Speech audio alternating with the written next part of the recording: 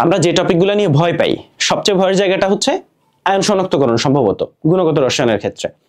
তো আয়ন শনাক্তকরণে সবসময় যে প্রশ্নটা আসে তুমি খেয়াল করবা যে অ্যামোনিয়াম হাইড্রোক্সাইড দিয়ে কোন আয়ন শনাক্ত করে, অ্যামোনিয়াম পটাশিয়াম পাইরো অ্যান্টিমোনেট দিয়ে কোন আয়ন শনাক্ত করে, নেসলার দ্রবণ দিয়ে কোন আয়ন শনাক্ত করে, এটাই আসে পরীক্ষায়।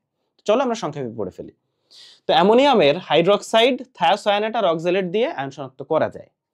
পটাশিয়ামের ফেরোসায়ানাইড, ফেরিসায়ানাইড আর পাইরো অ্যান্টিমোনেট দিয়ে আয়ন শনাক্ত করা যায়। আর নেসলার দ্রবণ দিয়ে আয়ন শনাক্তকরণ করা যায়। তো চলো কি কি আয়ন শনাক্ত করা যায়। অ্যামোনিয়াম হাইড্রোক্সাইড দিয়ে হচ্ছে একটা লাইন মনে রাখবা, কুফা এলো কে জানে। কু দিয়ে হচ্ছে কপার, ফা দিয়ে হচ্ছে এফি আয়রনের দুইটা, এলো দিয়ে অ্যালুমিনিয়াম, কে জানে, কে দিয়ে ক্যালসিয়াম আর জানে দিয়ে জিঙ্ক। তাহলে অ্যামোনিয়াম হাইড্রোক্সাইড দিয়ে, অ্যামোনিয়াম থায়োসায়ানেট দিয়ে আয়রনের দুইটা আর অ্যামোনিয়াম অক্সালেট দিয়ে ক্যালসিয়াম। অ্যামোনিয়াম থায়োসায়ানেট দিয়ে আয়রনের দুইটা আর অক্সালেট দিয়ে শুধু ক্যালসিয়াম। এখন আসে পটাশিয়াম, ফেরো, এটা কিন্তু ফেরো, ফেরি না, পরেরটা ফেরি।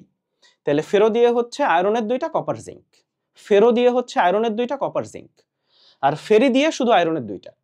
আর পাইরো অ্যান্টিমোনেট দিয়ে শুধু সোডিয়াম আয়ন শনাক্ত করা যায়, পাইরো অ্যান্টিমোনেট দিয়ে শুধু সোডিয়াম আয়ন শনাক্ত করা যায়। আর নেসলার দ্রবণ দিয়ে শুধু অ্যামোনিয়াম শনাক্ত করা যায়।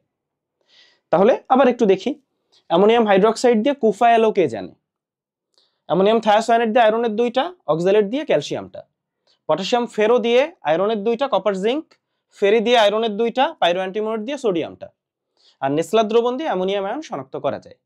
এখন পরীক্ষায় আরেকটা জিনিস আসে, সেটা হচ্ছে এইটা, যে পটাশিয়াম ফেরোসায়ানাইড না দিয়ে এই সংকেতটা দিয়ে দেয়।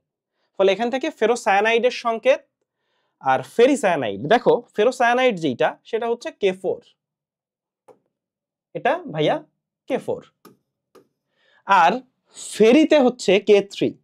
অ্যামোনিয়াম থায়োসায়ানেট, থায়োসায়ানেট হচ্ছে CnS।